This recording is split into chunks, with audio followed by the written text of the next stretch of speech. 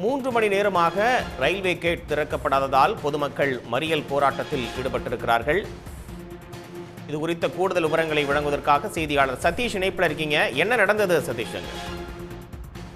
நிச்சயமாக திரிசூலம் railway gate நீண்ட நேரம் கிட்டத்தட்ட 3 மணி நேரமாக திறக்கப்படாத நிலையில் தண்டவாளத்தை கடந்து அந்த பகுதியாக செல்லும் பொதுமக்கள் நீண்ட நேரம் காத்திருந்த நிலையில் அவதிப்பட்ட நிலையில் தற்போது தாம்பரம் செல்லும் மின்சார ரயிலை மறித்து ஆர்ப்பாட்டத்தில் ஈடுபட்டு வருகிறது. குறிப்பாக சென்னை மற்றும் சென்னை புறநகர் பகுதிகளில் ஏராளமான மின்சார ரயில் சேவைகள் இயக்கப்பட்டு வருகின்றன.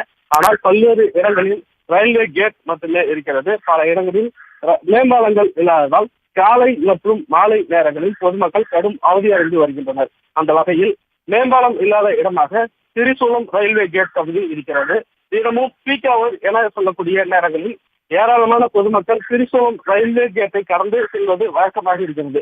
இந்த நிலையில் கடந்த 2 மணி நேரத்துக்கும் மேலாக திரிசூலம் ரயில்வே கேட் மூடப்பட்ட பிறகு திறக்கப்படாததால் பொதுமக்கள் மற்றும் வாகன ஓட்டிகள் அவதி அடைந்து வருகின்றனர். அந்த வழியாக செல்லக்கூடிய பேருந்துகள் கூட செல்ல முடியாத நிலையில் பேருந்து பயணிகளும் இந்த ரயில்வே கேட் மூடல் காரணமாக அவதி அடைந்து வருகின்றனர். இது தொடர்பாக ரயில்வே கேட் ஊழியரிடம் பலமுறை கேட்டும் எவ்வித பதிலும் சொல்லாததால் ஆத்திரமடைந்த பொதுமக்கள் தாம்பரம் நோக்கி சென்று கொண்டிருந்த ரயிலை மறித்து போராட்டத்தில் ஈடுபட்டு வருகின்றனர்.